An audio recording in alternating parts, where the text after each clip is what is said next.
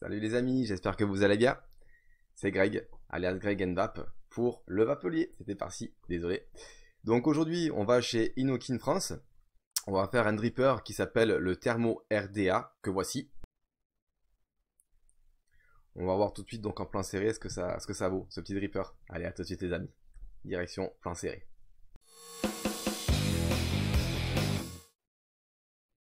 Voilà les amis, nous voilà donc devant la boîte du fameux Thermo RDA de chez Inokin. Donc c'est une boîte en espèce de plexiglas. Devant vous avez écrit donc RDA 25 puisqu'il existe également en 27 mm de diamètre. Sur la boîte est mentionné Witstorm System, donc c'est leur espèce d'airflow cyclonique Inokin sur le dessus de la boîte. À l'intérieur donc le dripper. Sous la boîte est écrit Inokin la marque, Thermo, donc c'est le nom du dripper, RDA en 25, donc c'est bien le 25 que j'ai et pas le 27. Et puis après il y a toutes les rubriques avec les sigles et tout ça quoi. Hein. En renversant la boîte, je récupère donc le fond.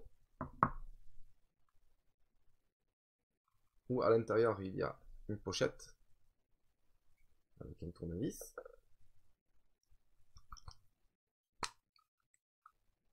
Et une notice exclusivement en anglais. Alors pour la notice, on voit bien que c'est quand même bien expliqué, même si c'est écrit en anglais. La seule chose qui n'est pas mentionnée, c'est comment changer les postes. Parce qu'en fait, il y a deux autres postes qui vous sont fournis avec. C'est des postes type donc Velocity, c'est ce qu'on voit sur le schéma. Ceux qui sont directement sur le RDA sont avec des clamps, comme le Goon, pour ceux qui l'ont connu. Sur le derrière, le scratch code à droite de mon pouce, avec donc la vue éclatée hein, du dripper. Et tout écrit en anglais. Vous avez également le petit tournevis VTR de fourni avec. Dans la pochette, vous avez du coton. Dans le premier sachet de spare, vous avez le Pyrex de rechange, ainsi que les postes. Ces postes sont donc de type Velocity, avec le pin BF, plus une batterie de vis en rechange. Sur l'autre sachet de spare, vous avez les O-rings, donc les joints, encore des vis. Vous avez deux paires de coils, donc 4 coils, vous en avez en 3, diamètre 3 et en diamètre 3,5. Sur le RDA donc est écrit Thermo. Je le répète, c'est la référence du dripper. Juste en dessous, Inokin, c'est de la gravure. Très propre, profonde et propre. Sur le dessous, nous avons donc le système Windstorm. Système, c'est donc le système cyclonique. Vous avez donc toujours la référence du produit, donc c'est Thermo, ne pas jeter à la poubelle, norme CE. Vous avez donc la vis du pin positif qui est bien isolée par du pic. On fait le tour. Donc ça, c'est une belle gravure aussi. Qui veut dire donc airflow cyclonique. Vous avez également 3 airflows supplémentaires. 1, 2 et 3. D'accord.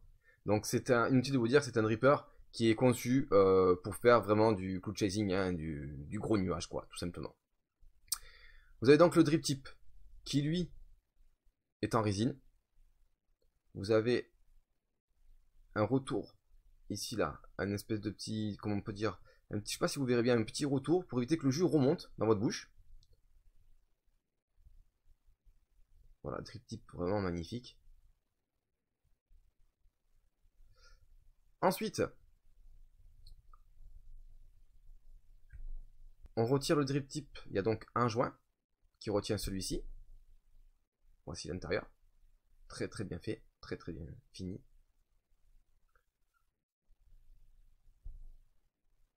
Donc là, on voit l'embouchure. Voilà.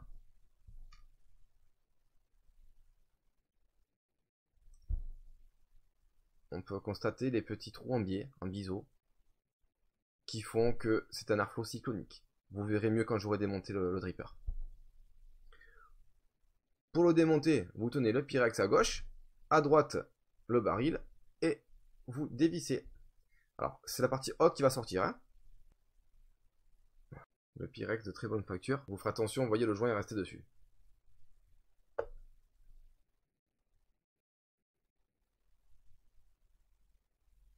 Du coup, à l'intérieur, le joint n'y est plus, puisqu'il est sur le Pyrex. Donc, vous voyez les airflows là. Voilà. C'est pour ça qu'on appelle ça cyclonique. Les airflows cycloniques. Vous voyez, hop. C'est biseauté sur le côté. Alors c'est vrai que ça fait du nuage. Vous verrez par vous-même hein, quand je testerai. La partie du dessous, où vient se poser le Pyrex.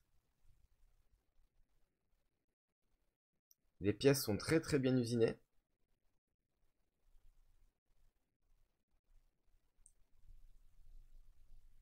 Vous pouvez retirer le système d'airflow. C'est tenu par 2 joints. Vous pouvez le remettre. Hop.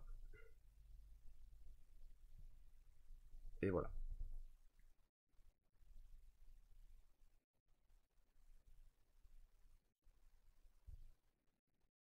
Concernant la base, vous avez donc 2 airflows non réglables dont l'air va venir directement taper sous le coil.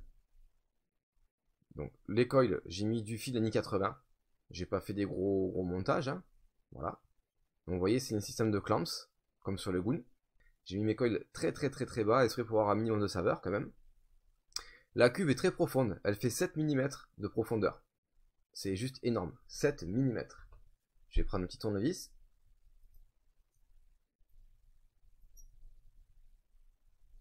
Vous voyez, c'est juste énorme. 2 O-rings pour venir récupérer le baril, pour que ça tienne bien. Ça tient bien, c'est pas trop lâche, c'est juste ce qu'il faut. C'est-à-dire que vous pouvez l'enlever n'importe quand pour dripper dessus. Voilà, parce que dripper par le drip tip, vous pouvez pas. Étant donné qu'il y a le système que je vous ai montré tout à l'heure. Vous voyez, donc vous ne pourrez pas. Donc si vous voulez changer les postes pour mettre les postes qui sont type Velocity, il n'y a aucun souci, c'est pas compliqué. Il vous suffit de démonter la vis du pin central. Une fois cette vis démontée, donc faites bien attention que le petit rondelle en pique reste bien hein, ici, à cet endroit-là. Vous enlevez vos postes, vous placez vos autres postes hein, de type Velocity, et vous remettez votre vis. Donc soit la vis normale, soit la vis VF qui est fournie. À votre guise. Ce dripper mesure 37 mm de haut. Il a 3 airflows, donc œil de cyclope sur les côtés, plus 2 en dessous qui sont non réglables. La cuve fait 7 mm de profondeur. Vous le trouverez chez Inokin France à 49,90 € et sur d'autres sites pour une moyenne à peu près de 40 €. Donc il existe, je le répète, en 25 comme j'ai là et en 27 de diamètre. Et il pèse 55 grammes. Pour fixer le dessus, ne pas oublier de mettre le Pyrex là-dedans. Et vous voyez, vous avez un filetage ici qui va venir se serrer dans le filetage qui est là. Vous revissez. Et le tour est joué. Donc le drip tip, bien sûr, c'est un drip tip propriétaire. Je ne sais plus si je l'ai dit.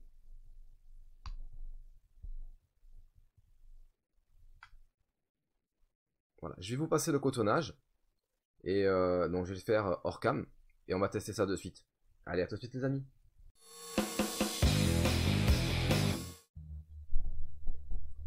Me revoilà les amis. Donc, j'ai cotonné. Donc c'est pas bien compliqué. Il faut juste faire très attention de ne pas mettre de coton au niveau de l'entrée d'airflow là. Après cotonnage, je pense que vous savez faire, c'est pas bien compliqué. Donc les coils, c'est facile à passer. À l'intérieur, je vais donc mettre ce jus là, le follet, pour lequel j'ai déjà fait la vidéo.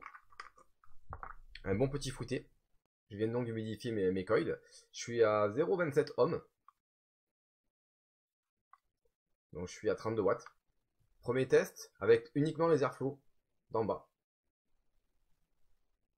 Et ceux de côté, je les touche pas. Je laisse fermer. Et ceux d'en bas, du coup, comme je vous l'ai dit, on peut pas les régler. Hein.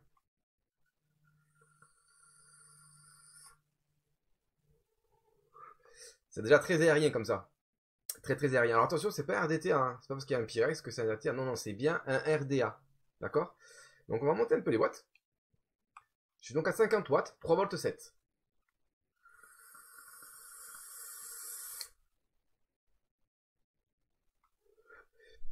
Donc je vous ai dit, ce dripper est fait pour le nuage. Cherchez pas.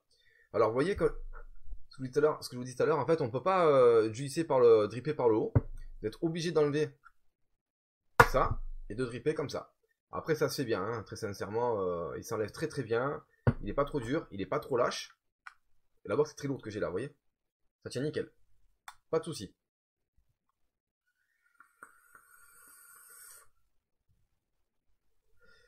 Je vais monter encore un peu les watts.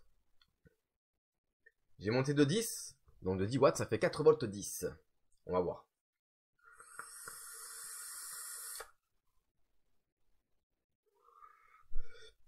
Oh, c'est impressionnant. C'est vraiment impressionnant la vapeur que ça dégage. Hein. Maintenant, je vais ouvrir les airflows sur les côtés. J'ai ouvert les 3 airflows qui sont sur les côtés.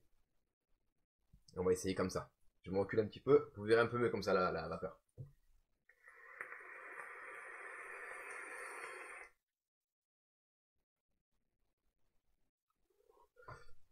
Vous voyez, ça fait du gros nuage. Hein.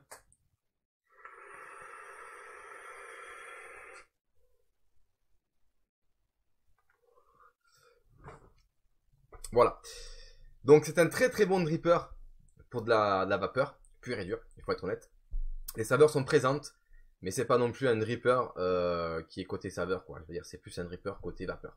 Voilà, il fait pas les deux, non. Il a choisi son camp, c'est la vapeur et pas la saveur. C'est pas bien grave. On sent quand même du coup la saveur, hein, vous inquiétez pas. J'ai essayé bien entendu avec des fuses, une paire de fuses comme je vape habituellement.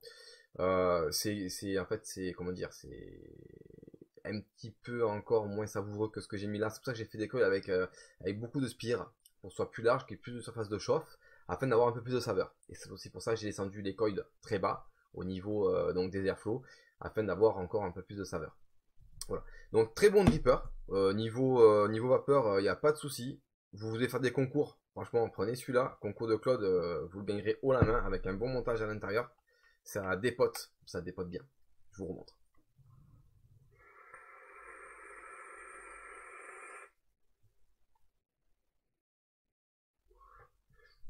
Voilà, et je force pas, hein. Je pourrais monter d'ailleurs, on va monter un petit peu, allez, on va se faire plaisir.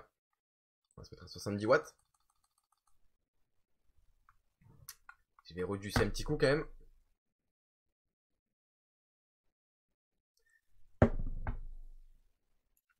Parce que si je prends un dry hit, vous allez bien rigoler, mais moi non. Allez, on teste ça de suite.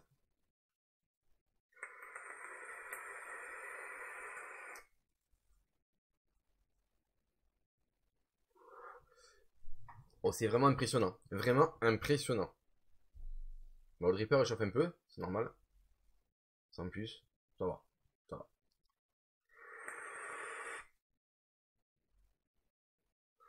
Voilà, juste avec une petite taf, je vais refermer les airflows latéraux. Je vais rebaisser. Voilà, je vais à 58 watts. Ça fait 4 volts. On a quand même plus de saveur comme ça. Mais bon, c'est pas une explosion de saveur non plus, hein. Attention.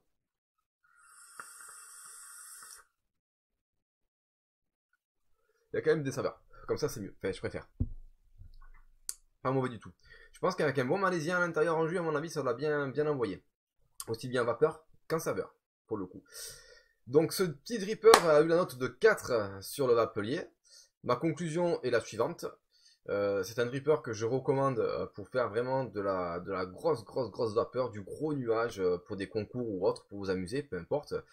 Je pense qu'effectivement, avec un bon montage approprié, plus un bon jus approprié également, donc type malaisien, très sucré et très gras, vous pouvez avoir on va dire, les deux réunis. On va dire, pas les deux, si les deux réunis, mais plus, ça plus orienté cool chasing, donc vapeur et nuage que saveur. Mais bon, vous aurez quand même un minimum de saveur qui sera pas loin derrière, quoi, on va dire. Voilà. Donc les saveurs seront quand même pas trop mal. C'est sûr que c'est pas le dripper de l'année niveau saveur, je vous le cache pas. Mais bon, ça reste quand même correct. Notamment pour le tarif, qui est donc de 49,90 € chez Inokin France. Donc je tiens d'ailleurs à les remercier de nous avoir envoyé le matériel. Merci beaucoup Inokin France. Il ne me reste plus qu'à vous souhaiter donc à toutes et à tous une bonne vape. Je vous fais plein de bisous du sud. Et je vous dis à bientôt pour une prochaine revue. Ciao ciao, bye bye.